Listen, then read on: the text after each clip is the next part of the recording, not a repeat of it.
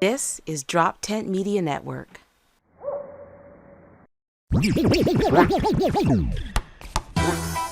High IQ basketball with Brian Isley and Raymond Byrd. What's going on, bro? I'm gonna go for like a quadruple double. And welcome to another edition of High IQ Basketball with Brian Isley and Raymond Byrd. I'm, of course, Brian Isley. That's Raymond Byrd. We got super producer Neil, and Kahlil is back. What's happening? I'm back. That's it. That's all that matters. I just said you back. You just agreeing that you're back? Make sure the camera. Yours is right there, man. All right, we gonna get into quarter number one. This guy's tripping. Quarter number one, LeBron James is 9 points away from 40K. They play tonight. Bron is. I see all the comments. I see all the people speculating how long he's going to play, whether he plays with Bronny or whether he plays with Bronny and Bryce. It seems like Bron's still in his prime. He can play another 4 or 5 years, I guess, depending on who you ask. I say all that to say, how many points do you think LeBron is going to have by the time he hangs it up?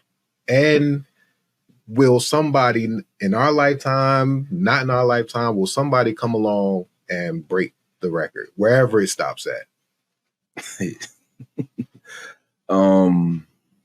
We won't be alive if somebody break that record, and I doubt it.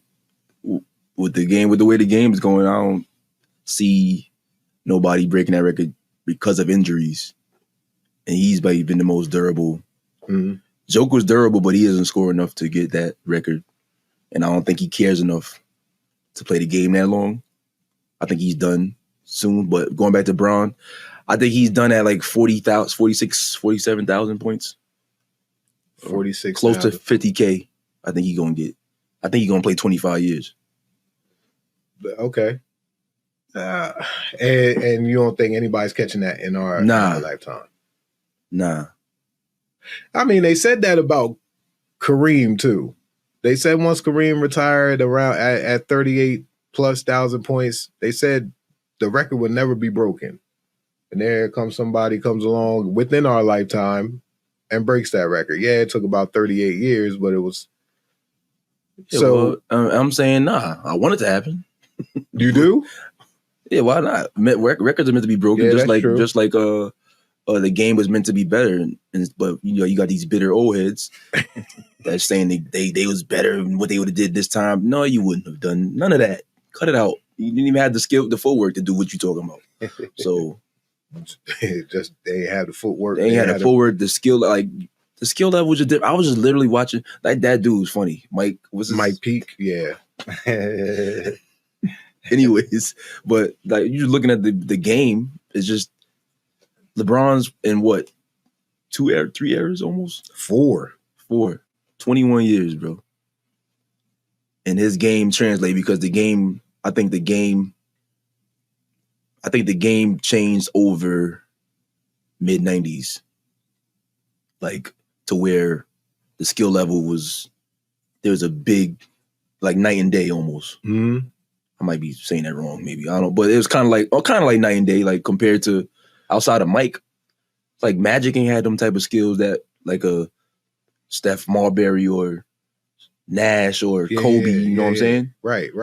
Agreed. Those guards, even Isaiah Thomas, as skilled as he ain't no Steve Nash terms as like skill wise, like handle and all that. I mean, he did have handle, but there was, and I'm mentioning the best players. We ain't talking about the guys that was just firefighters or whatever you want to call them. Plumbers, and that's no disrespect to back in the day, but it's facts. Bron is going to be probably. I don't see nobody touching it in our lifetime. What do you think?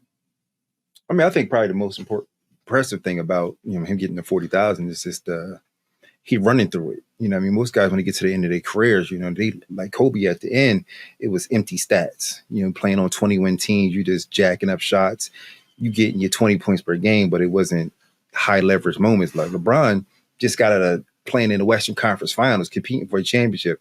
The expectations are still extremely high for who he is as a player. You know what I mean? Like, ridiculous, actually. Right. Like, you walked into the year and the expectations are winning championship. They lost in the Western Conference Finals last year, and it was a disappointing season. You know what I mean? So, and then the efficiency. Usually, as you get older and you get up there in years, like LeBron's shooting 41% from behind the arc. You know, he's shooting over 50%. Usually, those things start to tail off towards the end of your career. And, you know, like you said, he's not in his prime. He's not the best version of LeBron, but he's still probably on par with what the best players in the league still are. Like LeBron on 2 days rest at his best is as good as anybody in the league. You know what I mean? So that's the most impressive thing about it. And where's he end at? Like, I think I agree with you. Probably around high 40s, maybe close to 50, depending on health, if he can stay healthy. Like this year, he's been fairly healthy. He hasn't had any significant injuries. The last couple years, he has had those injuries, but probably even the last couple of years when he's been injured, he's probably playing around the normal amount of games for most guys. He's probably 60, 65 games the last couple of years. That's on par with most of the younger guys in the league anyway. And this year, he's been fairly healthy. So as long as he can stay healthy, high 40s, 50,000. I think he's going to go for 50. You figure he's going to break it. He's going to break 40,000 right now. I think he still has another 4 or 5 years in the tank. 4 or 5 years times 1,300, 1,400, 1,500 points. He's damn near at 50. He could get he could squeeze another season in and grab that 50K. And how dope would it be for him to get 50K and he on the same roster as Bronny? I think it depends on how it plays out, though. I don't think he want to move around. 50K sound crazy, though. 40K sound crazy. Well, we know he's getting that. So it's like, now it's not even crazy anymore. It's still crazy, but it's like, it's crazy that you saying it so like so nonchalant. How we saying it's like, dang, we expect it. I try to be nonchalant when it comes to LeBron now, and maybe I shouldn't, because that just, you know, I guess it doesn't make his feat sound incredible, which it is. 40,000 points was not even it wasn't thought of. Like, nobody thought anybody was going to even catch Kareem, let alone pass 40,000. So now that we're here, and now that you're still playing at a high level, like you said, it's not like it's Kobe in year 19, year 20, barely passing Kareem, and you got to call it quits then if he was to do that. Like, no, you're still top 10 in the league, top 5, whoever, depending on who you ask. He's still one of the best players in the game, in the entire world. And he's still, it just seems like he got a lot in the tank. He's still competing for titles. That he's still a threat. So I'm like, why not? You already hit 40. Nobody thought you would ever get that. We know you're going to pass 45 because that's another 2 years. You're going to play another 2 years. Why not just go for 50 and make sure nobody gets it in anybody's lifetime? So my fault. Now you're good. I think it's all about, like, the only thing will take the fun away. I think LeBron doesn't want to be in those type of situations like Kobe was, where you're on those teams where it's just you selling out arenas. I think he wants to be able to compete, as long as the Lakers or whoever team he plays for can't provide that type of environment for him. I think that's going to be important, because that's the fun part. It ain't fun just showing up and you on a 20-win team. He wants to be able to play on teams where they playing high leverage games. So I think that's a part of it as well. I think he's well aware of that. And Bron is so great at maneuvering his individual situations to put him in the best positions possible that it will never get to that. I don't think he want to move, though. I don't think the move was Golden State makes sense, right? Go over there and play with Steph, and those moments, that's what it's going to be. You're going to be in the lights. You're going to be playing for championships. But I think he wants to stay in LA. I think it's just a matter of, can they provide that environment for him? I think, if they get towards the end where maybe AD's getting hurt and they're not able to put the pieces around him, then it kind of takes the fun away from it. being on a bad team where you're not making the playoffs, you're just being voted in the All-Star games because you LeBron versus you earning it, and I think that'll take the fun away from it. Is it going to be the same spectacle as when he broke Kareem's record? You think it's going to be like that in that sense tonight? No. It's crazy though, because when Steph broke the 3-point record, right? The world stopped, right? They were discussing his legacy at that point. I don't think LeBron got that same type love. Like, I don't think the world stops when he gets to 40,000. Isn't he close to becoming the all-time leader in basketball period? Where's that at? Points, all-time points. I think he was close to Oscar Schmidt still has it. Yeah, I think he was close. I think that was something he was supposed to break this year too. And regular season. That number, just the whole world, international play too. But it was points and it was regular season and playoffs. Okay, it was combined. Well, in the NBA, regular season and postseason, Bron by I'm talking about basketball period. He's close to breaking that record, but it's playoffs and regular season combined. Correct.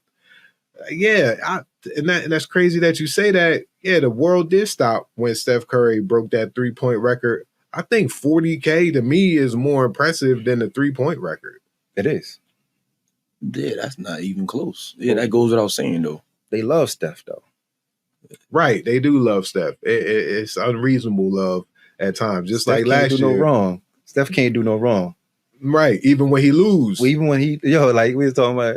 Remember last year in the playoffs, second round of playoffs. Mm-hmm. They was discussing like, Steph beats Bron in the second round of the playoffs. Maybe Steph is the player of the generation, not LeBron. But LeBron won and we just moved on. Like Steph's one of those guys, like he can continue to add to his legacy. LeBron can only hurt his legacy going forward. Like that's because of what LeBron done. What he overcame the hype. Right. He surpassed by miles. He surpassed what people thought he was going to be. Then and it's Mike. Mike's the best. Mike the best. They don't want to. Nobody want to say, not nobody, but a lot of people don't want to say he's the best.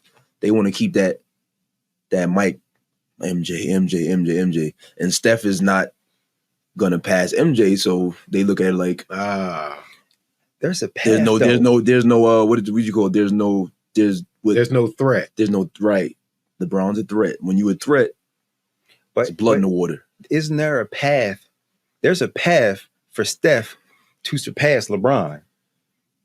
Like it's not. It's not. It doesn't make sense to me. And you know the game, so it doesn't make sense. Steph is not a better basketball player than LeBron. You know what I mean? I agree with that as well. But people behind on that Steph train to say Steph should be top 5 and maybe he should be higher than LeBron. Like that's out there. They love Steph like that. Then that's crazy. Yeah, I don't like that at all. But you're right. There would be a path because people will try to make a path. Right.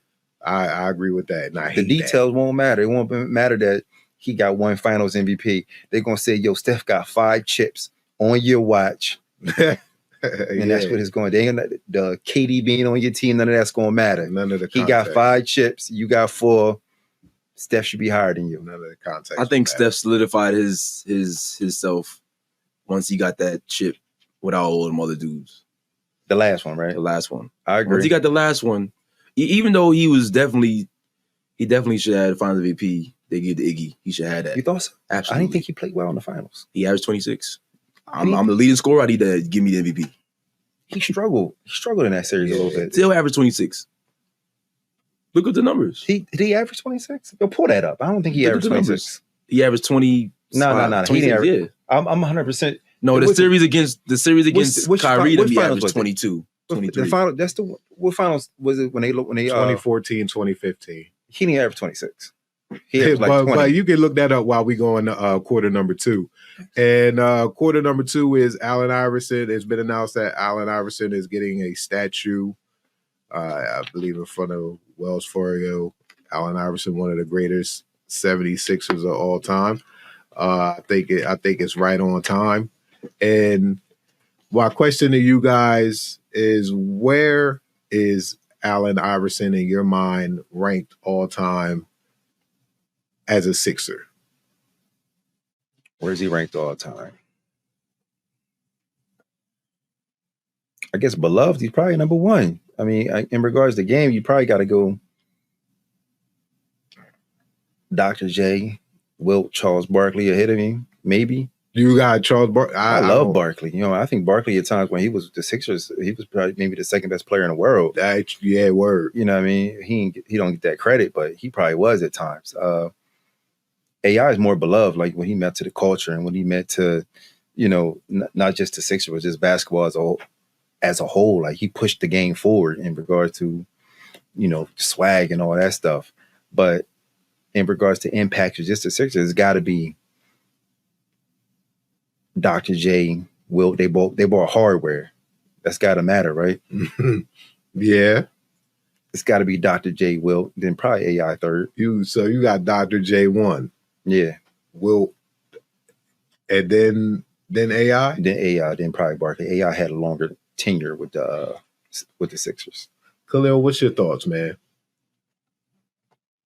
AI is number one. AI number one all time as a Sixer. Because I'm biased. Why is that? Explain. Who out of all of them dudes who's really iconic? Like who really changed the whole culture? Dr. J did. Absolutely not. He definitely did. He definitely did, right? How he changed the culture like AI? Don't nobody over in China know who Dr. J is. No disrespect to the doc, but like what Dr. crazy J, layups. Dr. J for his time changed basketball. We done with the 80s. And the culture. My boy, Yo, he showed them Dr. J highlights. Dr. J was looking crazy. He hates Dr. J more than anybody. I ain't gonna lie, Dr. J was definitely no disrespect. He was dope. He had some crazy. I'm just saying, highlights. like there's tiers. Yeah. AI more so now, more cultural icon, all that stuff. I get it. I understand. But back in the 70s, the NBA and the ABA, they were both floundering leagues. They were hanging on by a thread. And Dr. J was the reason both of them survived. Because in the ABA, Dr. J was the end-all be-all. He was the guy. He kept that league alive. And then when they merged with the NBA, part of the deal was Dr. J got to be in that deal. The Nets got to come over here to the NBA, and he got to be part of that deal. Dr. J got to be a part of this, and he elevated the game. And he's still arguably one of the coolest basketball players ever, on and off the court. So you saying he's number one? Nah, nope. I don't think he's number one. I think Moses Malone is in my top 5. Because he's in my top 5 since he's not number one. How long was Moses there? He wasn't even there that long. He was there for about 3 or 4 years. How's he top 5? Because he was the MVP as a Sixer. He finals MVP as a Sixer. And that is the reason why they won a chip in 1983. Not Dr. J. Dr. J was 0-3 in the finals before Moses got there. So what's your list? You need absolutely agree. You need a Pippen. He was not Pippen on that squad. I'm just saying. Dr. J I'm no disrespect. I'm saying squad. You need another superstar. Pippen was a superstar with Jordan. Yeah, absolutely. I'm agreeing with you. But my list is, Wilt. You just can't deny how great Wilt was. Wilt was just. You already know I'm a Wilt guy anyway. So if he's number one, you could do that. AI is 1 or 2. It's right there. I'm Wilt all the way because it's Wilt. I'm gonna put AI. I'm gonna put AI number 2. I don't got no problem with AI being number 2, just from a cultural impact alone. Like, I'm cool with 2. You would think if you didn't know any better, you would think AI was from Philly. You would. You would. If you don't know a story, you wouldn't know a story. If you ain't know a story, you would swear AI was from Philly. That's how much Philly embraced AI.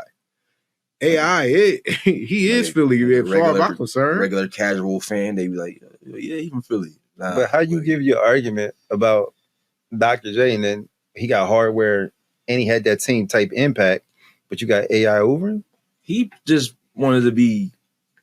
No, what you mean? Man, you gave your argument about Dr. J and then still and all that. He was part of the deal and his impact and you still got AI over him, and he got hardware. Because AI's impact is going to last. Because I was longer. right. Just say I was right. Just say AI was right. I was just explaining how great Dr. J was. You can't. No, you just say I was right. I them. want you to say. I'm never going to say that. Never ever. You'll never hear me say those two words. So the statue is it long overdue? Is it deserved? What? Yeah, it's deserved. Long overdue, right? Should have been had. Don't nobody got a statue, right? Barkley got one, right? Dr. J got one too. It's about 3-4 Yeah. In Philly? I never seen them drinks. Yeah, where are they? I never seen them either. Dr. J's was messed up. How the hell Rocky got a statue? He didn't even do nothing. I'm going to get to it. Like, Dr. J's was really messed up because Dr. J's was hidden in some bushes back. You know, Neil, it was hidden in some bushes. Meanwhile, Rocky is front and center. Not even a real everybody boxer, can see. Not even a real person. Right, Dr. J's statue Philly. was in the bushes. Rocky is Philly. Baby. I don't even think does Joe Frazier have a statue? And he was the real heavyweight champion. That was the whole thing, right? That was the bit. I think even Bill Burr made fun of Philly in the thing of just being like, you have him right here. You're right. He was a real man. You just didn't like him because he don't like him because he was black. And it's like he was the real heavyweight champion of the world. He beat Muhammad Ali. This is AI's right? Nah, that's Moses. That's Moses' joint? That's Moses, yeah. Why AI? Where AI's joint? They ain't revealed yet. Oh. It was just announced. But there are a few Sixers statues. And AI is the latest one to make it. I've been to mad Sixer games and I ain't never noticed none of them. Because they in the cut. Yeah. They in the cut. And that's been the issue for years. I remember my dad used to be pissed off about it. He took me to a couple games and he had to take me to where Dr. J statue was. Wow, Barkley got a statue? Yeah, Barkley got a statue. Barkley. Yep. I never saw none of these statues outside of the Rocky. Because they all in the cut. All you're gonna see is Rocky. Garbage. Garbage. All you gonna see is Rocky statue. You're not gonna see none of them other dudes' statues, bro. And that's a shame. I think they should be front and center for everybody to see. Yeah, they should definitely be when you walk into the joint. I've seen Mike's. I've been out there. I've seen Mike's statue. Yeah, I never seen Mike John. Yeah, I've seen that. Who got the dopest statue? I'm gonna go with Shaq. Where Brian get his statues at? All over LA? every arena. LA, Cleveland, Miami. Definitely in Cleveland. Is Miami gonna give you No, he one? needed every arena, bro. I ain't going front. They gonna act funny on. They gonna act funny on Brian on his way out. He's definitely, no question, Cleveland. That's done deal. And Steph should be the new NBA logo. Miami. Stop it. Miami, it depends on if I'm trying to ignore him. It depends on Miami. It depends on if Raleigh's still there. Yeah, Riley, funny I can do him. Riley don't like him. Ever since he left, he been on. You know what I mean? He don't even try to acknowledge him like Miami. That. Yeah. You don't think he deserves? He got 2 hearts. No, I'm saying who don't like him? Pat. Oh, Riley. Oh, Yeah, the way you Pat said. Riley. Oh, Yeah. I thought you said. Oh, okay, yeah. What? Remember we was talking about how things transition in Miami. Like they not going when Spo's tenure is up as coach. They're not going to just outright get rid of him. He going to move up. Right. He going to probably take Pat Riley's spot. I think if that happens, then Bron's definitely getting the statue. Eventually he'll get it. Eventually, yeah. So with LA, there, Miami, no. LA, you don't think he get one in LA? Nah. I think he gets one in LA. I think they do something. He gets one. You see where she had him ranked?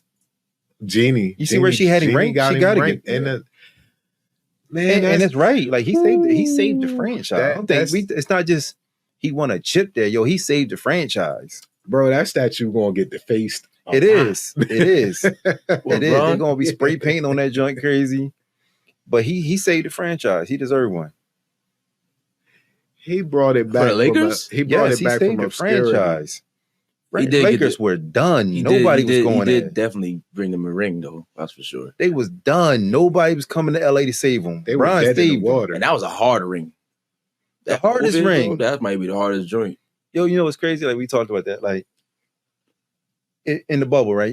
You ain't got no outside, distractions. Yeah. You ain't got to travel. You just get to see who's the best basketball player. You can't come in there and complain about I'm tired or we flew in yesterday or we on the road. We just gotta go in here and hoop. So you get a chance to see who's the best with none of that other stuff playing a part into it, right? And if Kobe would have then been in there, he'd have killed in that joint. Because OD. Kobe's a hooper. Yeah. He'd have killed. Mike would have killed in there because, we got a 1 goal to win a championship, and all I get to worry about is playing ball. So why we don't give Brian that same love? Like, that's you went the one there thing. and I focused and I locked in and I got it done. Like, dudes was falling apart because we at a resort. Yeah. You falling apart because you're not overseas in Iraq or something.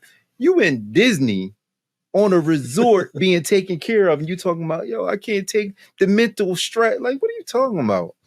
I was about to say that. It's a difference between some guys, not all, some of the guys from back in the day to now is the mental aspect. Right. They don't got that like that. Like some of them don't have it. Like Paul George is talking about. You playing basketball and you at a resort, you get to go sit poolside every day. What are you talking about? Yeah, he's definitely inconsistent. That chip heavy. That's a heavy chip. Big time chip. No, everybody at their best. At their best. And that's why Jimmy, that's why I respect Jimmy. He's hooping. You supposed to hoop and go get Jimmy it. was outside like, yo, listen, man. I'm going.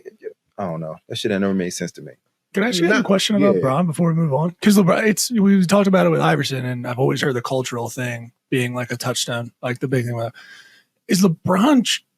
What do you guys think about LeBron changing culture? Is that not because that why is he hated? We've talked about it being hated so much, but like, is it because of he's not pushing culture in the way other players did or something? He's just good. He's just great. I don't know. That's what you talk about, the spray painting a statue or something. Like, I believe that too. I get there would be haters. I think it's what Lil said. He's a threat. He's a threat to something you love. You love Mike, and this is a threat to it. Steph's not a threat to take over Mike. You know what I mean? Kobe was never a threat to overcome Mike. Bron's a real threat. There's people here who believe Mike, that he's better than Michael Jordan. So that's part of it. And with the LA thing, you're going to deface it because Kobe's their Mike, and now you got this other threat.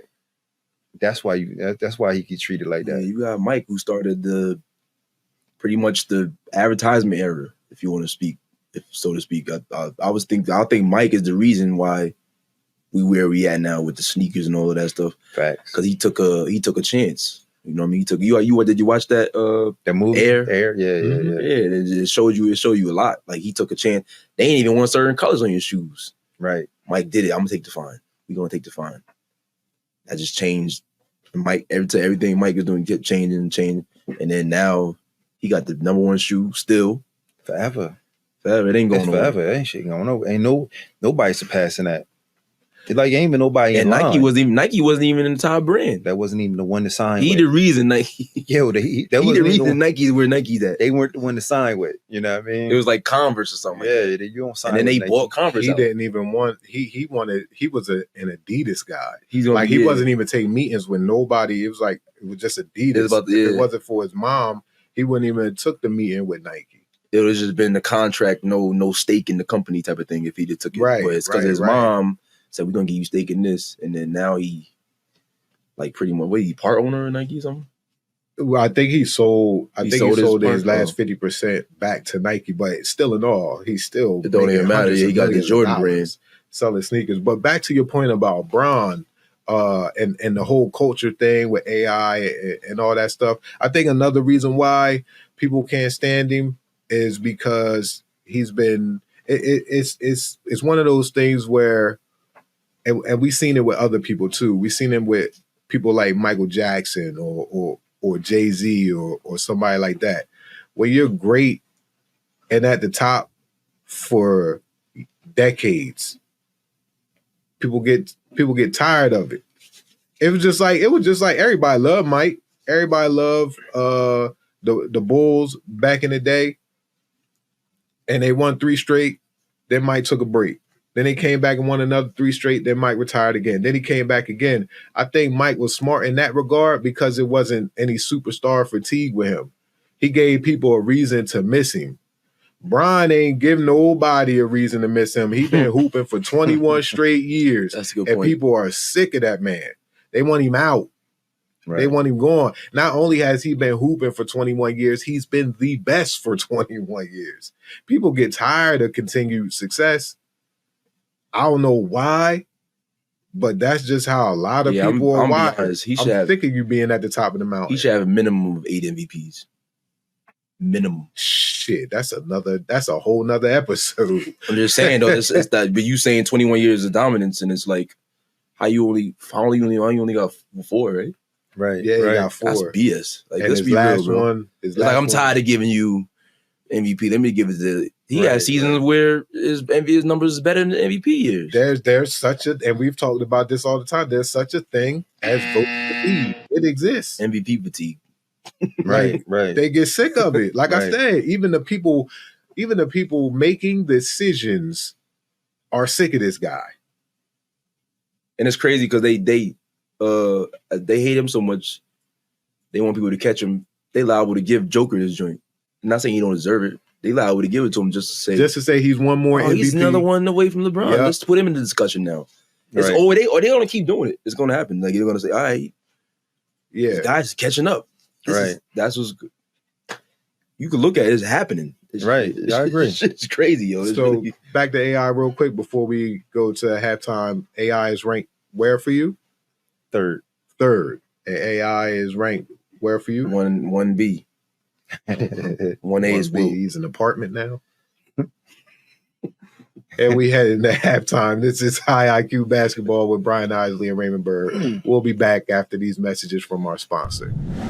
This is halftime, and halftime is sponsored by If You Know, You Know Trivia Games. This is a trivia game created by a great friend of mine and friend to the show, Saquon Gillette. If You Know, You Know is a 90s to 2020s hip-hop and R&B trivia game. Is created by Saquon Gillette. As I said, it's Star Corner Production, Star Corner Games, and it's the game you never knew you needed. Guaranteed to have you singing, dancing, laughing, and reminiscing.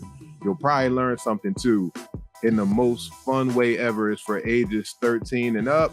Because, you know, with hip hop, we have explicit lyrics. But yeah, If You Know, You Know trivia game. Get it on Amazon and wherever games are sold. That is our halftime sponsor. And we are back. This is High IQ Basketball with Brian Isley and Raymond Byrd. We're getting in a quarter number 3. And quarter number 3, we're going to go with the Milwaukee Bucks. They've been playing great basketball since the All-Star break, since the home stretch of the regular season started. And I know you say you want to go last now, but we gotta go first with you because my doc support. Yeah, your doc support. Yes, absolutely. Yo, I mean, they're doing exactly what I said they was going to do. They're going to turn it around. They're going to be in the mix. I'm not saying they're going to the finals, but it's going to be between them and Boston to see who comes out of the Eastern Conference. I don't trust Boston. I think Boston's the best team, but they got some issues. They can be had. I wouldn't be surprised if the Bucks got to the finals. I ain't surprised that they're playing well. They got all the pieces. They wait till Middleton come back. If Middleton can come back and be close to healthy, they're going to be right there. But you had concerns about Middleton. I got concerns about. I don't think he needs to be the same because his role has changed. His role before was he was the second option closer. That's not his role now. You got a closer in Dame. Dame's your second option, can sometimes be your first option, depending on if he's making shots. Middleton just gotta, give me 15 points, knock down open tray balls, rock with the second unit. You know what I mean? Like Milwaukee gonna be in the mix. If they can get him back healthy, they're gonna be right there. I just don't want to. I'm still mad at him from the last doc. You don't like Doc? Yeah. Oh, about the accountability? You did. You I'm can tired talk of about this it. shit. Go ahead. Go ahead. That's all I thought about this whole time. Yeah. He's giving his takes. I wasn't even thinking about that accountability and shit. That is, I stand on that. I really stand on that. That really is the true definition of account. I'm not going to. You're never going to have a coach struggle during the regular season or whatever the case may be. Walk up get to the press conference, say, "Yeah, I'm going to resign because I didn't." You never see that. So why is that the expectation for him? The accountability is you're going to be held accountable by the people you work for. The people you work for said you didn't do a good enough job, so you lose your job. Yeah. That is your accountability. I'm not going to fire myself. Doc didn't take accountability is what was said though, right? When do you see it from anyone else? Keep on saying about the front office. Doc is a hoe. That's really what it boils down to. Why? Because you keep saying, "Oh, I came in this situation and I didn't really want the job." Shut the hell up, Doc, and don't take the job then. Because now he winning. Now what? He took the job now for the culture. No, I'm saying he just won 5 in a row, right? Right. Yeah, I bet. What now? He all praise. He want all the praise. He doing a great job. Yeah, he doing a great job. You unbelievable. He got to stand. He got to stand 10 toes down. Yeah, Doc is a good coach. We got to record. He has some shortcomings. I'm not ignoring the 3-1 blown leads. I ain't ignoring none of that. I'm not saying Doc is a bad coach. I just think his time is done. I think he's done. When you're done, you're done. Like so. All right, he gets it done this year. Then what? He wins the championship in Milwaukee. What? Is he done still, or is he a great coach? I mean, honestly, it's chip or bust with them regardless. Yeah. You got Dame and Giannis, you could be the coach. You got Dame and Giannis, you got to win a chip. Dame is on his last leg of his career. Whoa, last leg? Yeah, how old is Dame? But probably the same age as Steph.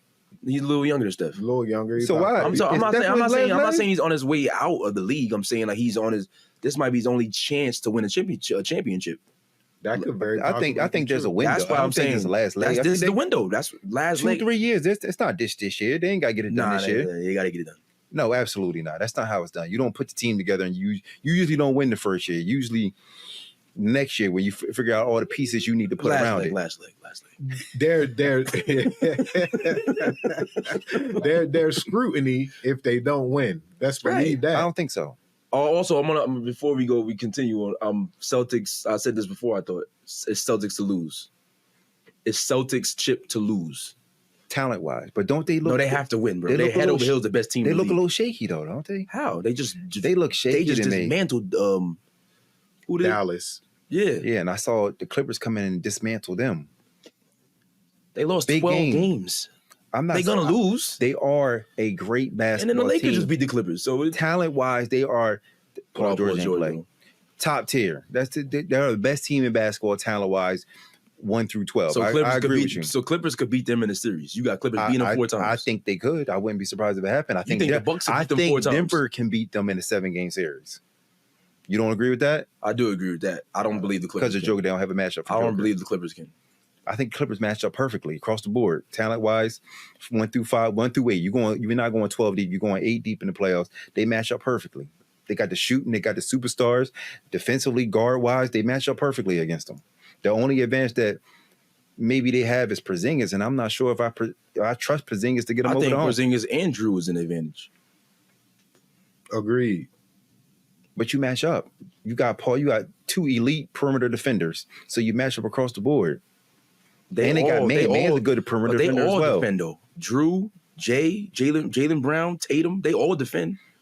They go through offensive lapses where they turn the ball over. Yeah, you're right. I'm thinking starting 5. Derek White, defense. White. Yeah. They all defend. They go through lapses on offense where they get one-dimensional, where it's one-on-one basketball, and they turn the ball over a ton. They crack. Well, if you're going through lapses with this type of record, then keep on doing it then. Because they're what, 7-8 games and facts out of from the second place team. I agree. Right? Or something like that. Right. That's ridiculous. Bro. When you get in the playoffs, it's 0-0. I think they could be had by Milwaukee. I think they could be had by Denver. I think the Clippers could get them out. I don't think they are head and shoulders. They're the best team, but it's not head and shoulders. You felt that way when the Celtics played against KD in that year? Wait, when they was at the Nets? Yeah. Did you feel that way? I thought it was serious. You remember, I picked Boston to beat them in that series. Everybody was picking the Nets. Everybody thought that was the upset special. The Nets was going to knock them off. I took Boston. They swept them. Oh. Because, I mean, in hindsight, yeah, they swept them. But going in, everybody was shook. Everybody was taking the Nets to knock them off. That was the upset special. I wasn't taking. I picked Boston. I thought Boston was going to knock them off. By himself. Kyrie was there. Kyrie was healthy. So the Celtics are the Bucks are sitting at third. Was there. You said what? I don't think I'm my fault. No, you cool. The Bucks are sitting at third right now. When the playoffs begin, where do you think they'll be seated? 3 or 2. I don't think it matters because Cleveland's number 2. Cleveland can't beat Bucks in a 7-game series, so it don't matter. You're gonna be on the road. You're gonna be road against Boston regardless. It don't matter if you're 3 or 2. You're gonna get Cleveland potentially in the second round anyway. So I think that's a 4-1, 4-2 best at best. Yeah. Listen, I credit to Doc and that coaching staff and the players for, I guess it seems like they're buying in, especially on the defensive end. I've seen a lot more effort defensively, especially at the top, switching, trapping, pick and roll, talking, communicating on defense. You do see a change in effort on the defensive end, especially with Dame. I've been watching Dame getting after it defensively. So Doc held him accountable. Yeah, I think he has. I think they had that talk. Fucking believable. I'm not talking about you. I'm just thinking about the Doc situation. I'm not a Doc guy. I think it's complete BS that he got the job, and the fact that he even said in so many words that it was BS that he got the job is terrible, yo. You got this guy Adrian Griffin. What did he say he was going to give him? He said he was going to give him the All-Star game check? Yeah. Man, keep that shit, Doc bro. looking out. Like, yeah, man, that's cool. Go to the 50 bands, something like that. Look out with my job. Doc ain't take that man's job. Yes, he did. Doc didn't fire that man. That job was going to somebody. Doc said, why not me? Job. Nah, Doc can't take that man's job. Doc was a consultant I'm trying to look the out. Bucks. He trying to look out for young boy. Give me some Guys, you make your information. question real quick in a scenario. I didn't mean to cut you off. I get it. You my consultant. You feel me? Go ahead. You my consultant Right. at whatever job. It doesn't matter. At the Sporter. Right. And the gym is doing well. Right. Everything's going well. I just happen to get fired. Right. Next day you walk in the gym. You the damn manager. All right. Here's the question on top of it. What the hell's going on? What the hell's going on? Would you rather I take the job or Neil get the job? Neil. Well, I'm just saying. All right, you're not understanding the context of what that question was. I do understand what you're saying. The context of that question is that we don't get those kind of jobs. The jobs that is championship or bust. You usually get the job where you there for a couple of years, y'all trash, and you get fired. You don't get the championship job. And yeah, but it's different. It's different. So Neil can get that job winning championship, and he goes down to Steve Kerr. Or would you rather me get that job? And I push the culture forward. You already won the chip. Now Brian get a job later on. Oh, motherfucker! I would rather I have the job, but that's not. Who forget that? Hold on. Esporta has decided that Lil, whatever you've done is not good enough. We moving on. Would you rather I take the job or Neil get the job? Listen, that's what it comes down to. That's the scenario. Esporta decide, or the Bucks, whatever the situation is, they decide to move on. Check this out. I don't want the person that was claiming to consult me to get the job. I'd rather Neil get the job over you because he wasn't laying in the cut waiting for the job to be available. We ain't thinking. That's what happened. Bigger picture. They had a discussion. I know they did. They say, "Yo, Doc, you gonna get rid of Adrian? You good? I bet." Boom. Fire. Exactly. Here come Doc. Yo, man. I feel bad. Nah, you didn't. You knew exactly what was happening. Exactly. Talking about, I don't know why you guys are doing this. I don't know why you guys are doing this. I don't know why y'all doing that to that man while he's signing the goddamn contract. Come on, bro. What type of time you on, Doc? Pushing the culture forward, man. That's all he's doing. Now Brian gets a head coaching job later on. He pushing the culture forward, man. Pushing the Doc culture forward. You unbelievable. You know who's pushing the culture forward? Bron is. He got all these rookie coaches' rings. That's who's pushing the culture. No Doc. He got all these rookie coaches' rings, and they're not coaching anymore, except Ty Lue. I mean, coaching. They out the league. Ty Lue got that shot. What's name still coaching Miami? Spo. You're right. And he one of the best coaches. Spo a legend now. What's name still coaching? What you talking about? Mike Brown. He in sack. That ain't because of Brown though. He was black. You tripping. Mike Brown, man. That's because of Steve Kerr. Oh, wow. You always keep it 100. Mike Brown coaching because of Steve Kerr. When he was an assistant in Golden State? Mike Brown Mike Brown got a job after Cleveland. And that was supposed to be it. That shit, I forget where he went after. He was with the Lakers. And that shit didn't work out. That was done. His coaching career was over. Kobe hated You were him. assistant coach, and that's it. He did a great job underneath Steve. Steve signed off on it, and he gets to kink Doc. Now he's doing an exceptional job in Sacramento. You just hating on Bron right there, bro. Brian, my guy. Everybody knew that. Brian, my guy. You just don't want my. You don't want my point to be valid. Yeah, I don't like right, that. You just too pro Doc. I hate that. I'm shit. rocking with Doc. When Doc bring that thing in, like that Doc be on sucker time, man. I don't like that, man. when Doc bring that chip in, he pushing all of us forward, and there's gonna be black coaches everywhere. That's how it The goes. only black coach Doc is concerned about is Doc.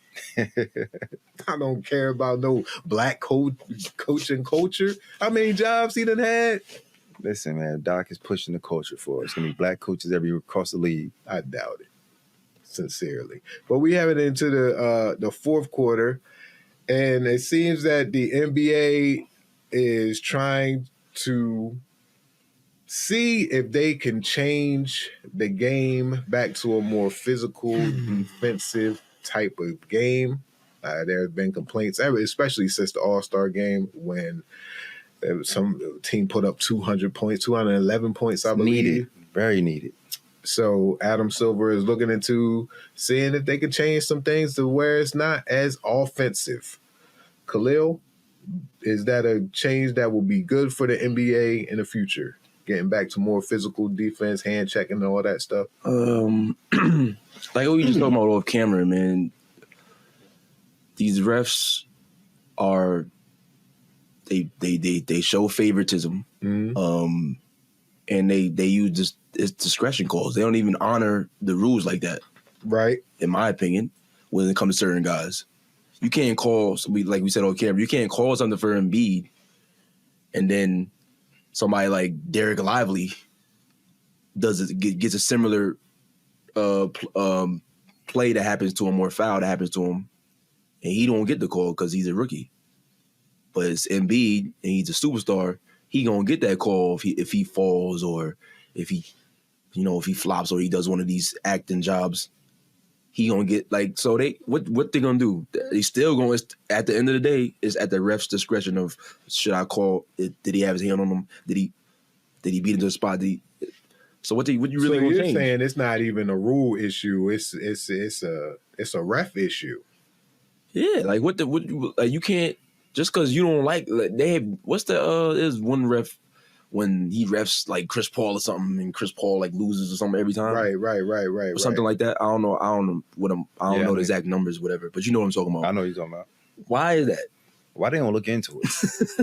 Why they don't look into that kind of stuff? Why is that stupid to me? Like you just said off camera about college, they should call it the same. The way they call it the same. You know what I mean? Obviously, I understand home court advantage with the calls and all of that. I get that. That happens in every level. Almost every level. Like you get the home court advantage. You walking in somebody's crib, you don't expect the ref to be on your side.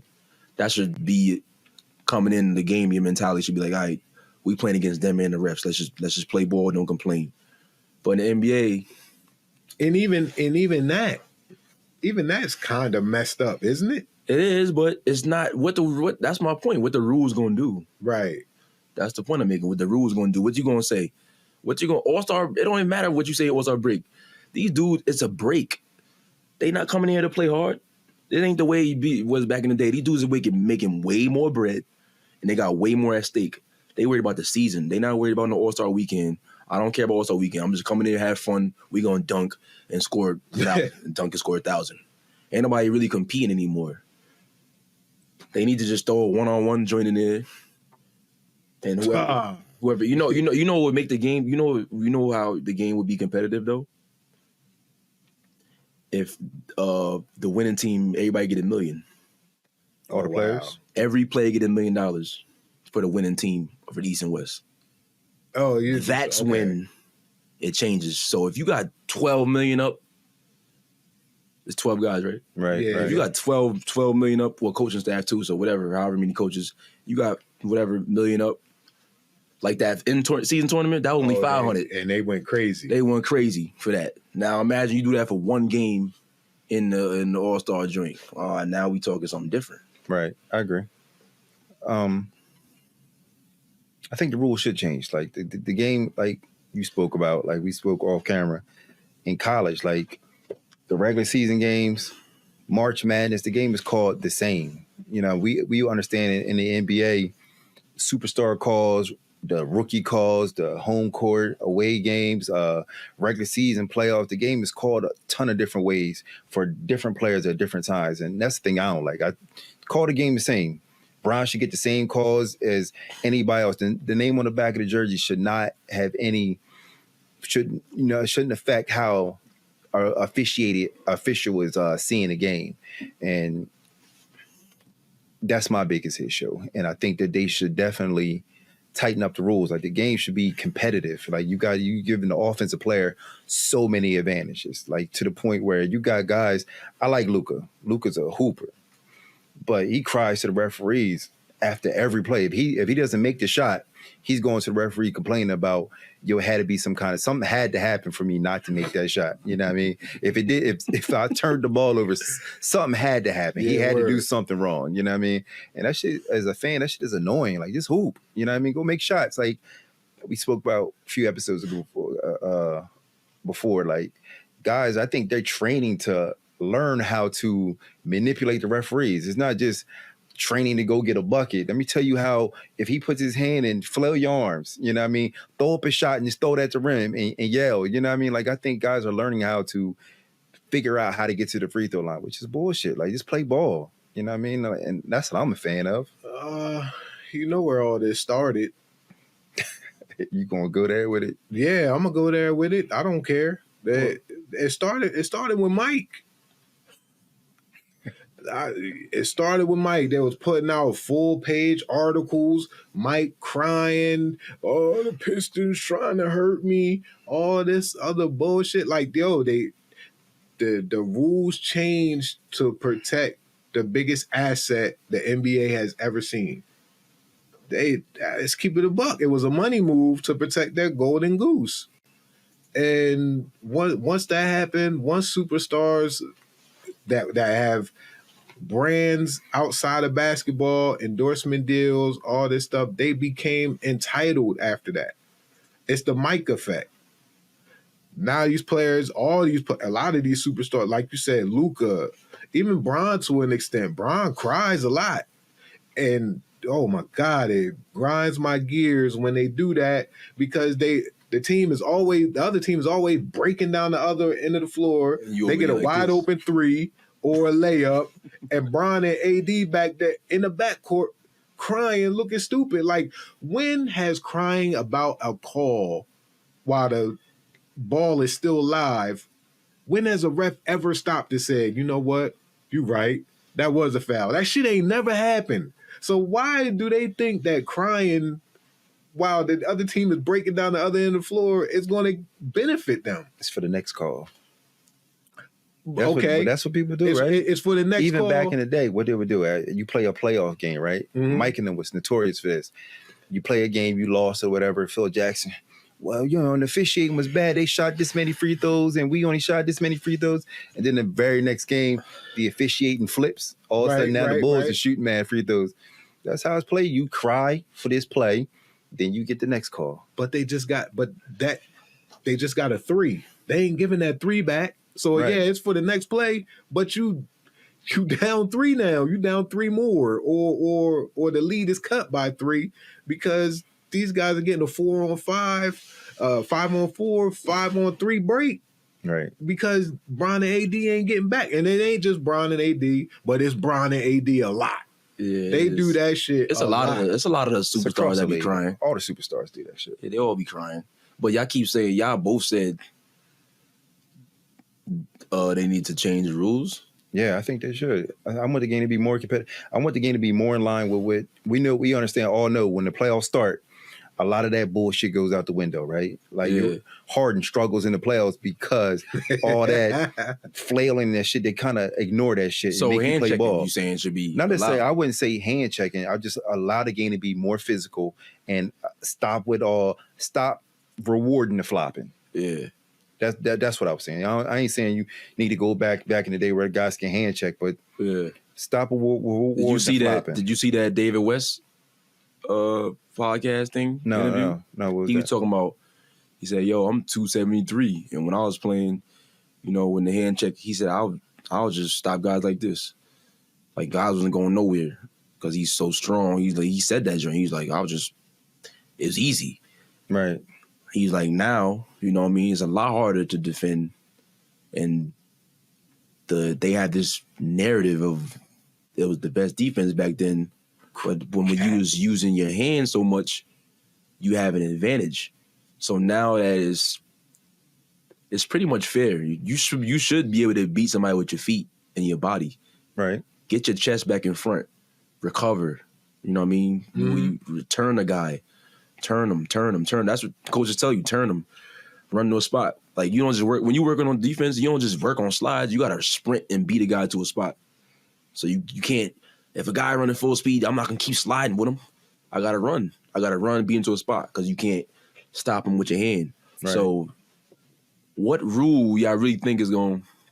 They already got a flopping rule. That's a tech. They don't use it. Like, I'm just saying, but what can you really change though? Y'all got to please keep me. Make me understand how. I'm not advocating for a rule. No, I'm saying, but what can he change that's going to make the game more competitive? It's already. I don't know. Stop rewarding the flopping. That's a big part of it because it affects how you can guard somebody. Anytime there's any kind of contact or any kind of a question, 50-50 call, it automatically seems to go to the offensive player.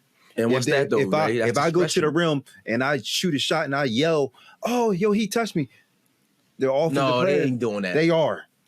No, they're not. Pay attention to a game. Whenever a guy shoots a shot, they're yelling or they're flopping or they're flailing their arms. Well, I mean, we all do it. And they're flailing their arms to sell contact that sometimes not even there. You look at the replay sometimes where they're challenge the call and you go back and look like, yo, this guy was yelling and screaming like he had to have been fouled. You look at the replay, he ain't got touched at all. That's true, but I think it got cleaned up better than that, though. I don't think it's really that bad. The flopping call is ineffective. They don't use it enough. I've seen it one time. They did it on Brian one time. I've seen that shit executed one time. They would enforce it on him, right? Right. I've seen that flopping shit used one time. Let's enforce it on the face of the league to see what the rest of the guys do. Right. Let's hoop. You know what I mean? Like, yo, but if you still not giving me stop rewarding the flopping, so that's the only thing guys will stop flopping. No, and they'll be forced to play that's the ball. only thing you have. That's a big part of the game. So the flopping is huge in the game. You don't understand there, because so clearly saying like the rules changing won't matter. That's that you're just like it won't matter. And then the ref still, if he's telling me that they have a rule and they're not enforcing the rule. Now, I'm gonna add another rule. I'm not advocating for a rule change. I'm just advocating for the way that we officiate the game in the playoffs, officiate the game throughout the regular season the same way. You're saying allow a bit of physicality. You're saying keep the same energy. Keep the same energy. Keep the same energy. We should not acknowledge that we know that the game is going to slow. You know what a game slows down? It doesn't slow down in the playoffs because teams are playing slow. It slows down because we allow a little bit more physical. We referee the game. Yeah, you're right about that. You're right about that. It turns into a half. Guys aren't slowing. We're not trying to fast break. We're not going to the playoffs and say we're not fast breaking. Yeah. You know why? You also know why the playoffs different too, though. You know why though too? More at stake or better teams? What? It's more at stake, and it's also you're playing against the same team every night for a series, so you know the tendencies of the team night in and night out. So it's a little different, bro. It's not. It's like that's like I played in a conference and Brian's in my conference and you're not. Right. We might come and y'all might be better than Brian and them, and we might come and spank y'all, right, and blow y'all out. But we play Brian and them 3 times a year. They might get us one game because it's familiarity. Right. It's a difference though, bro. That's a big difference too. So you gotta take that into account, not just referees. It's like, all right, let's stop them from getting 20 transition points. Cut it down to 10. Teams do that. Like, it's high level basketball, bro. It's not just reffing. It's also I'm coming in, I'm flying in tonight to your crib. We just played such and such. Y'all might blow us out now. I agree. That's why that's another. So I mean, I don't really think, to go back to what I was saying, I don't think the rules thing really even going to matter. Now, can you reinforce something? Yeah, you're right. But yeah, I think just rule change. Stop leaning so heavily into the offense. I think that if they do implement some kind of rule change, I don't think it's going to go the way they think it's going to go. Thank you. Right. Because the players are just better now. So whatever if that hand checking ain't going to affect cats shooting 35 footers and all that stuff, more physicality, you can't hit what you can't catch. These players are better, they're more skilled than the players of the past. Physical play impacted that game because those players weren't as good. I think these players can maneuver around it because their skill set is just better. And they're going to use that. They're going to use their physicality against you. Yep, you're right. Facts. And that's the end of the fourth quarter. We're going to head into OT. It's a little different OT today. Going to get into another sport. Boxing. I know I love boxing. I know Kahlil loves boxing. We're going to ask him a few questions about this Haney Garcia fight. They had a couple of promos. One I saw was on ESPN's First Take. They had to sit down. Molly was in studio. Stephen A. and Shannon Sharp were remote in LA, and they asked those guys questions about the fight. How did the fight come about? And it was a very boring interview. I love boxing, man. It's my second favorite sport after basketball. Matter of fact, I want to expand one day and have a high IQ boxing show. You know what I mean? But in order to do that, we have to have something to talk about. And these fighters, personality-wise, these days, there's nothing to write home about. These guys are boring. They lack personality, and it doesn't make for compelling stuff outside of the ring. Even with the 24/7s and the all access shows, they're even boring if they're not Floyd Mayweather. So back in the day, I fell in love with boxing because of Sugar Ray Leonard. I seen Sugar Ray Leonard more outside of the ring than in the ring. He had endorsements galore, Coca-Cola, McDonald's, and all that stuff. He was a marketing darling back then. Tyson, people were compelled with Tyson for outside the ring stuff as well as him being a monster inside. They were just compelling personalities. And the most compelling of all time is the greatest, Muhammad Ali. People identify with him more outside of the ring than they did inside of the ring. These fighters today, you don't get that. I mean, maybe 1 out of 10 or 15 people gravitate towards the Gypsy King because he's funny. He's a great personality outside of the ring. People tuned in to see Mayweather lose because they hated him. Mm-hmm. But with Ryan Garcia, who's a great fighter, Devin Haney, who's a great fighter, these guys don't have that it factor. Corny.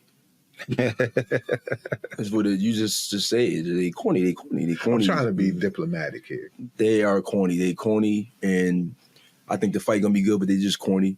They don't know how to sell a fight. Ryan has a YouTube fan base. A huge YouTube so fan. He actually is the draw. He is. When it comes to this fight, but he's not the better fighter. Discipline-wise, I think he's the more talented fighter. Haney said he's a one-trick pony. He's only got the left hook and that's it. He's talented though. He got a lot of power. Haney ain't got no. He pillow man. I feel like great fighter though. I'm not taking nothing away from him. He's done a lot. You know what I mean? Young black brother doing his thing. I ain't taking nothing away from him. Right. His dad. I like what his dad doing, but he corny too. But I understand. I get it. I get what you're doing. You marketing your son and you talking heavy. He didn't want to step in the bathroom with Bernard though. Nah, not at all. Remember that? Remember you said, "Yo, come in the bathroom." Yeah, not at all. You don't want no smoke with come in the bathroom. Want no smoke with arguably the greatest middleweight of all time, who is an ex-con executioner. Want no problems with that. But yeah, I'm just to go back to that. I feel like Ryan got a chance because he's changed. He's with Mayweather now, training wise. Yeah, and that's a big difference. I mean, that's technical fighting. That's fighting without trying to, without getting hit. Yeah. You know what I mean? When he fought against Tank is a genius when it comes to accuracy and patience. Like he wait for his shots.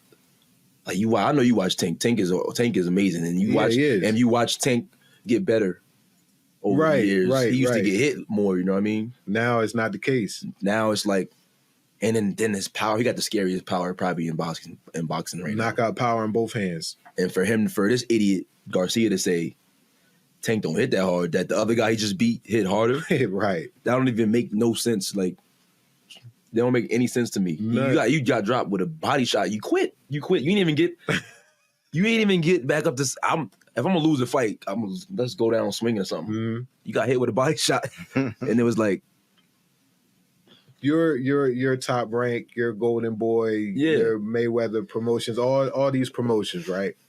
And you got these stable of fighters, and your job is to market them, promote them, get them out to the world so people can come to these events. Right. How do you get the most out of that? You're the promoter. That's a good question. How do you get people to come to a fight? Because back in the day, it was nothing to get people to go to a fight. Because the build up was already there. Because I said they had personality. They weren't just there. I mean, today, it's so different because it's so much more saturated than back then. You had a promoter. I don't know if you had this many promoters ever. Never, no. You know what I'm saying? It's more saturated like basketball training is. You never had this many trainers back in the day. Now everybody a trainer, right? Including myself. I'm part of the whatever stereotype or whatever you want to call it, the saturated few or whatever. Now they have 1 million promoters. You got Al Heyman. Remember Don King was the guy. Don King was Don King. He was that guy, like, right. You know what I mean? Then you had you got handlers and all of that, but you had the main guys. Now it's like everybody. Golden Boy, Mayweather, everybody's everybody's a promoter. I don't know for you asking me how I would do it. I don't know.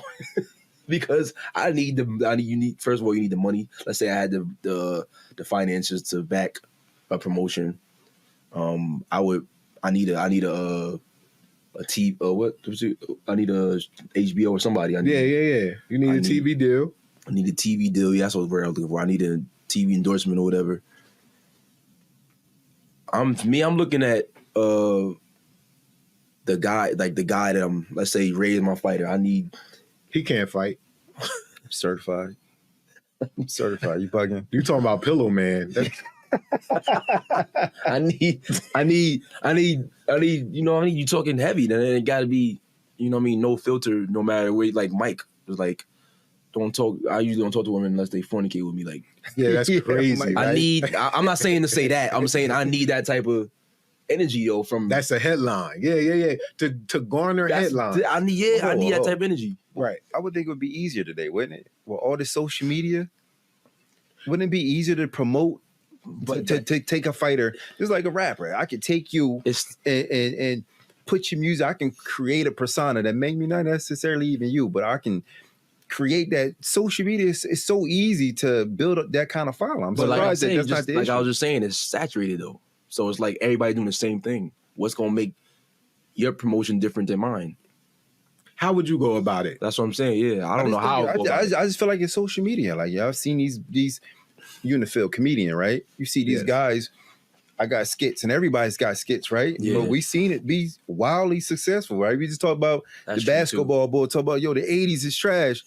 He probably popping right now. Like everybody repost his John. Mm-hmm. I'm just saying, everybody it's like you go in the bread aisle. It's 20 different breads, 20 different brands of bread, but they all eating. It's not to say you saying it's saturated, but you could do the same thing and create the same and still have the success. No, I'm not saying it's not be successful. I'm saying I don't know how I would go about it because of it's so many things going on. Right. It definitely, you absolutely right. I think the blueprint is there. You just follow. I think social media is. I think I would assume that it would be easier today than it was back in the day. But like he said, the platform is there. It's there for the taking. But like he said, they corny. So if the platform is there for you, you can't take advantage of it because nobody wants to hear what they got to say. I have a solution. Go ahead. But isn't it corny because it ain't nothing really there? Like y'all actually cool with each other, right? Where they say y'all two boxers, right? And y'all got to build up a fight.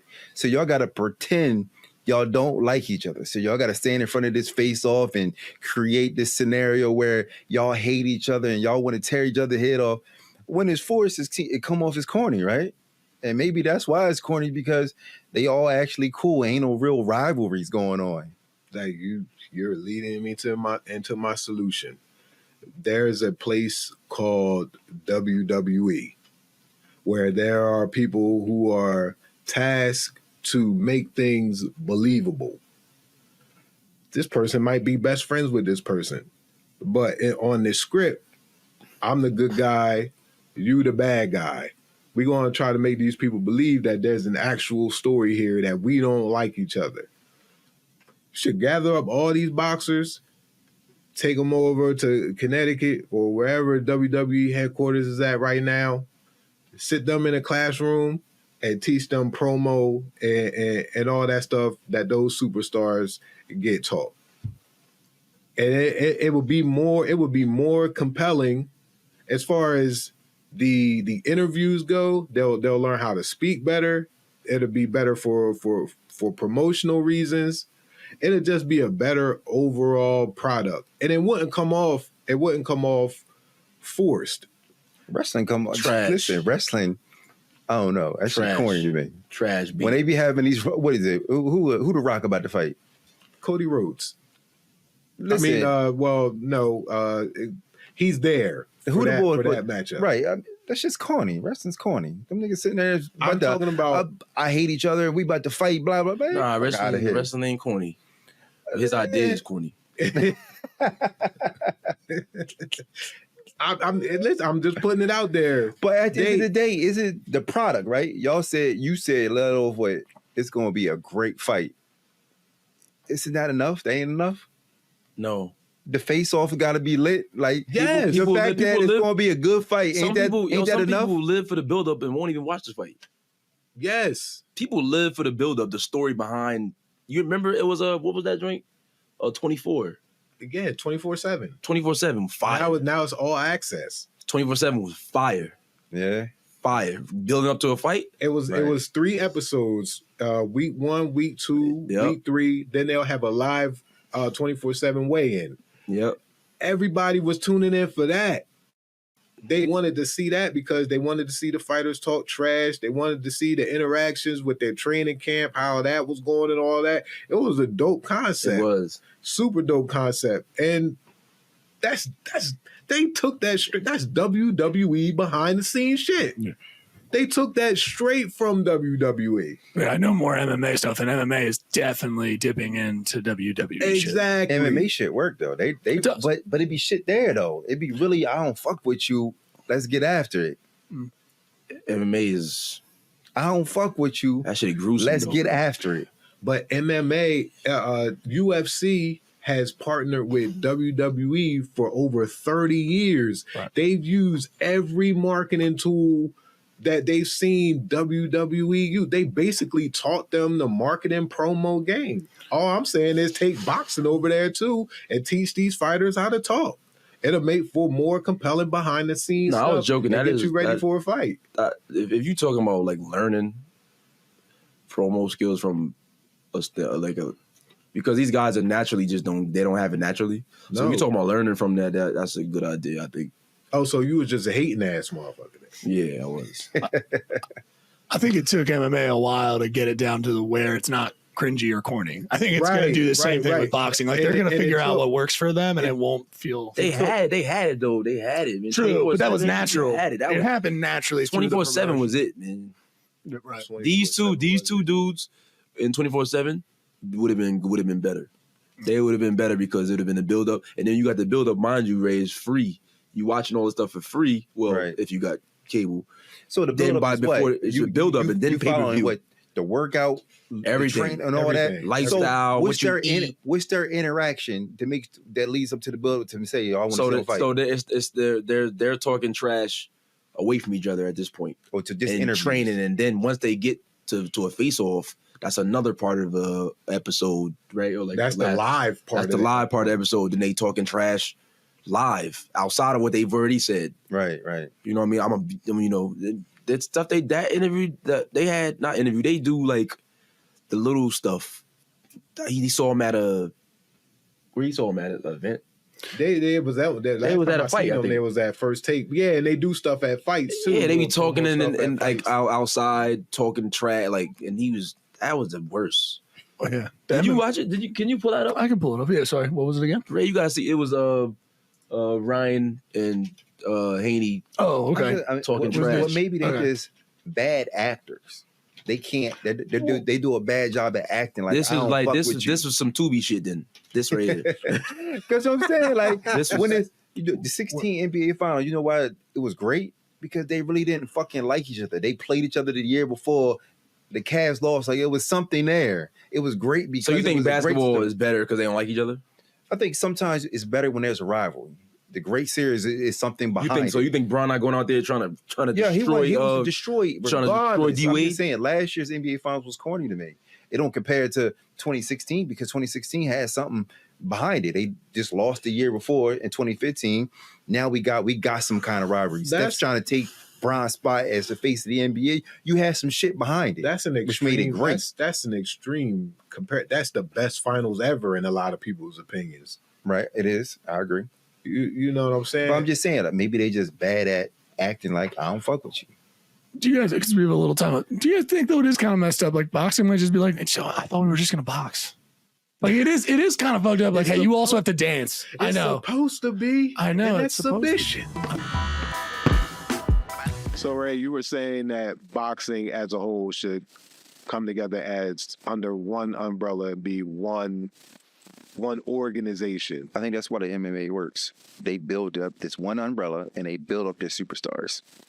You know what I mean? Like, you'll be nice as shit. We're gonna put energy behind him. Lil's a nice middleweight. We're gonna put our energy behind him and build them up and go from there.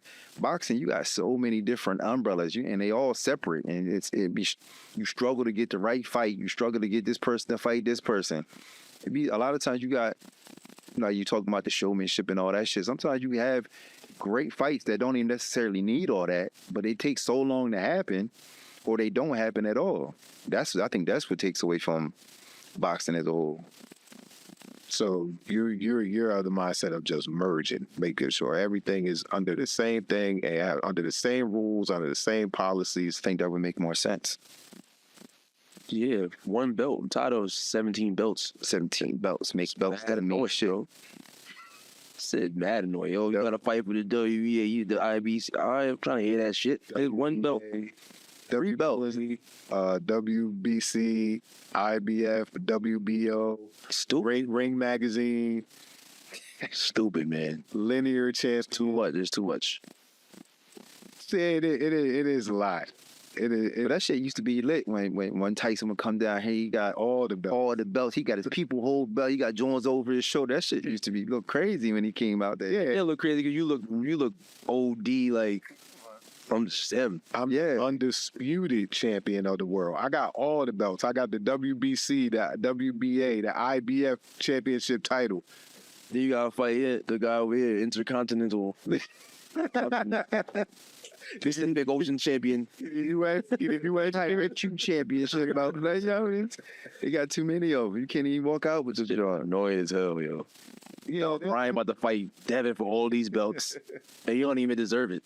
Right. So I'm just gonna end it there. There's a lot of things that boxing needs to get fixed for it to be because now I just love the sport so much. I want to figure out a way to get it to where it was at the forefront of the sports world. Now with the emergence of UFC in particular, and it might have just taken their spot as the #1 combat sport in the world. Cause they got control. They control that shit. What do you play for when you play in the NBA though? Right. NBA what? Championship, bro. One thing. Right. That's how boxing should be. Heavyweight championship, middleweight championship, featherweight championship, lightweight championship. That's it. No other belt. That's it. You got this belt. That should be maximum bread of what you can get. outside of your endorsements. I don't think dudes even. I don't think that's You could run away from fights because you have a belt. I don't think that's a dream no more. I don't think the boxer be like, yo, I want to be the heavyweight champion. I just want to. I want that fight. Oh, that fight over there. That's the. Oh, I fight Lil, and that's a $10 million fight. Like I want that. B might got the belt, but I don't want to fight B. I want to fight. Yeah, B not like Devin Haney's not really a draw guy. He don't really draw. He don't only the money. I don't care to fight Devin Haney. I want to fight. No, I want to fight Tank. Chop might be trash, but Chop got 10 million followers on whatever. Damn. I'm fighting Chop. I'm not fighting neither one. Y'all might be the number one and second contender. I'm not fighting neither one of y'all. That's bread over there. Yeah, that's why I'm not even mad at Tank. Because guys got to fight him. He don't need to chase nobody. Right. And he not even, Devin is the number one guy, right? When it comes to the belts and all that. And Tank is better. Tank don't even got to do that running because he going to make way more money. I would do the same thing. If I'm going to make more money and run around belts, why I need to have all these belts? I don't need, the way they make it, it's boxing's fault. They get mad. People get mad. Oh, he not fighting him. It's boxing's fault because they made all of these. It's two belts. MMA don't have that problem. Right. The champion is the number one guy, and that's who you want to fight. Too many belts, bro. The champion is the draw, and that's who you want to fight. You got some anomalies with Conor and all that, but for the most part, in MMA, the dude who got the belt is the money fight. I think, yeah, you guys are really pointing it out with, especially even that when I mentioned like the Paul brothers or Jade, that was probably got more press. That was a highlight in boxing for a lot of people because you hadn't heard anything about anything exciting coming from boxing, and it was just some dude who was like, "I'm gonna fight somebody." Like, that was it. Yeah, like, it was all he promoted. But he could sell that shit. Yeah, and he sold it. Right? He definitely did. Then he went over and taking people with hats. Yeah, well, he took Mayweather hat, right? He took Mayweather hat in red. But to Brian's point, it all came from WWE. All came because that is WWE marketing right there. That's WWE promo. And then where did he go? Or one of the brothers, right? He went to the WWE. Logan was in WWE. He cool. And it's crazy about Logan and Logan get more bread than Jake. Do it? Yeah. Shit, on that, he get all kind of bread. And he got that drink I be getting at Prime. Oh, I thought you were rocking with the Essential Joints. Nah, stop. I seen some reviews like that. Whoa. We gotta go to him off air with that. Yeah, I need to know about it. I definitely need to know about it. You know about it. How bad. And, before we leave, before I close out the show, with my idea. No, and I off top, I hate that you got Crocs on today. That's why. All right, I let him slide, dude. I saw it on the on, bro. I was like, I'm like raining. I go LPN. What you at LPN? Yo, that's crazy. First off, can I explain?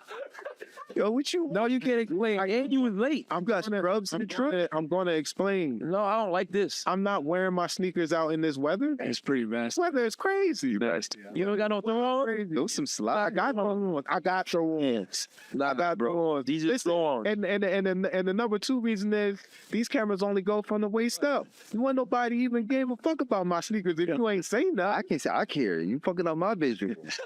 Yeah, the camera look like they had a bad show because of that, man. I don't give a shit about your visual, and nobody cares. We from the waist up. I'm advertising Brian the Star right now. Y'all worried about my Crocs? Listen, I ain't know. I'm can't relate. You was going to Cooper. Right? Yeah. Matter of fact, y'all need to buy the Can't Relate, man. I'm tired of seeing you. What is that? You don't even know who owned that. Who is it? Who owned that? I don't. That's what I'm saying. Who's that? Man? That's his. Why you nervous? You never been on market your brand before we get out of here. Yeah. Yo, shout out to Can't Relate. This my brother behind my brother's brand is non-violent type of vibe, anti-gun violence brand. His brother died. You got hoodies? Yes, you got everything. These are shades right here. Okay. Shades. This is a 101, man. I mean, basically. All right, you need to be on Can't Relate. Follow Can't X Relate on Instagram. You need to be our next sponsor, and we're gonna leave it there. This is High IQ Basketball. I'm Brian Isley with my Crocs. It's Raymond Byrd. Kahlil Crocs. Brian's we're not gonna call it Crocs, and we're gonna edit that shit out. Y'all not gonna roast me. Brian the LPN.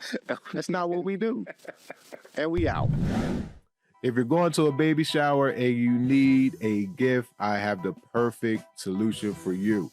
Go to Honeybee Cakes on Macari. Honeybee Cakes specializes in affordable diaper cakes. They make the perfect gift for the new addition to the fam. Search Honeybee Cakes on Macari today. Hey everybody, this is Brian Isley, comedian extraordinaire, asking you guys to download Logo, the Isley album, and Uno, the One Take album. I have 3 albums. They're all on Spotify. They're all on iTunes. They're all on Tidal. Streaming well right now, but I need more support. I need you guys to go and download these albums, man. Download Logo, Laugh or Get Offended. Download the Isley album and download Uno, the One Take album. And they are available where you stream all your music. They're hilarious because I made them. So download these albums today and get your laugh on. How you doing? This is Neil Wood from the Cult of Us podcast, speaking on behalf of Drop 10 Media Network, the network you're currently listening to. Make sure to check out all the other podcasts on the network. You can go to drop10.com to check them all out. Make sure to like, subscribe on everything that you see Drop 10 on. We appreciate it. Go to drop10.com now.